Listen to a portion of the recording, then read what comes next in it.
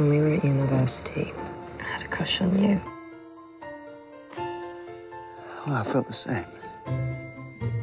The problem is I fancy pretty much everyone. It's like I've just got out of prison all the time. It's a real problem.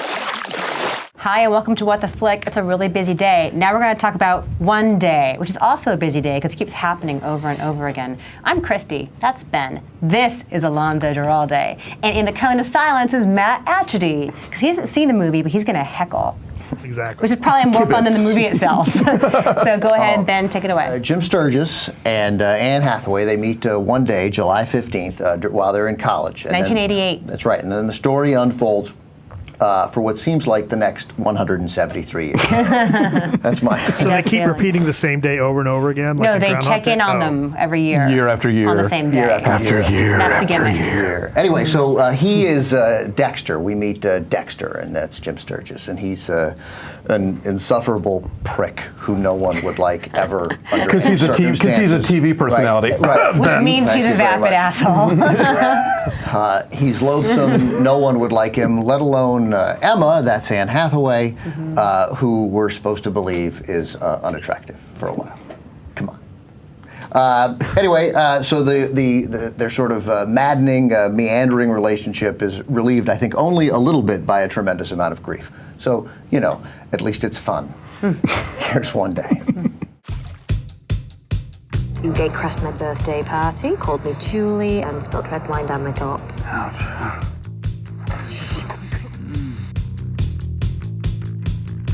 I'm not good at this. Maybe we could just be friends. Well, it means a perfect union of opposites. It means wear some socks. I'm a disaster. Everyone's lost at 25. You're not. TV producer. Welcome to Late Night Lock-In! Group sex Tuesdays and Fridays. Yeah, but you know, I am crying on the inside. I just called to let you know you are the best friend I've ever had. Dexter? You're amazing and famous. I'm gonna be one of those inspirational teachers. Those who can do, and those who can't teach. And those who can't teach, so go to hell. I love you, Dexter. I just don't like you anymore. You're getting married. Yeah.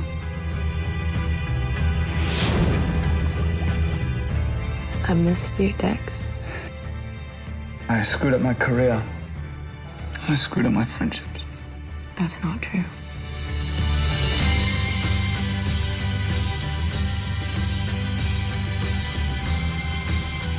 I need to speak to someone. Not someone, you. She made you decent, and in return, you made her so happy.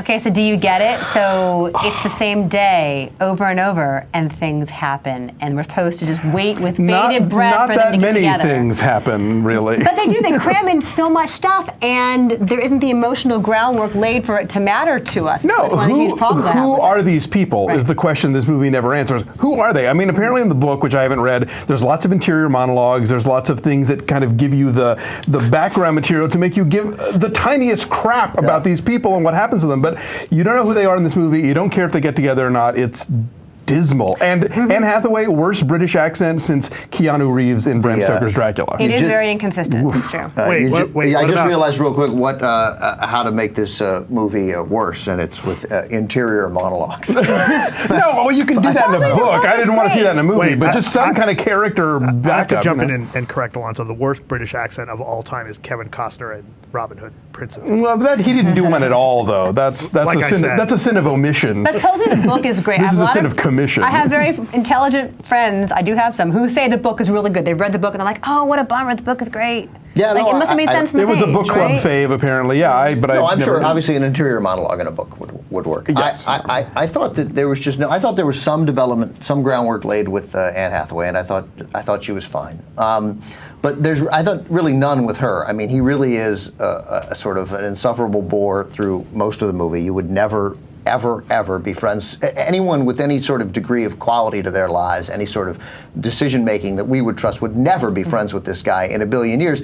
And then there are moments when he's fine, but it's either one or the other. There's no complication to him. You would have to choose your whatsoever. friends for their looks to keep this guy around, because otherwise you would cut him off. Yeah, that story, he's just, that character is not written with any degree of complexity. Right. And they at give him all. a coke problem, which is also shorthand for he must be a shallow prick. Like, besides being on television, he also has a coke problem. And that's how they describe and him, movies right? where somebody has to become famous, like that just feels like such a sort of lazy shorthand. And they do it to both characters. They both become famous at some point, because she then later becomes this popular novelist, and it's like, oh man, the only thing this movie has to offer is the parade of horrible 90s fashions and pop songs you wish you'd forgotten. Although I did like her Audrey Hepburn phase on July 15, 2003. She's very fetching in her little dress and her pixie cut. And it's like we already had Princess Diaries and Devil Wears Prada. Once again, another movie that tries to convince us that Anne Hathaway is just the ugliest dog to ever walk the face of the earth. Let it go. They just try to frump her up so hard. It's like, but no, there's that Anne Hathaway just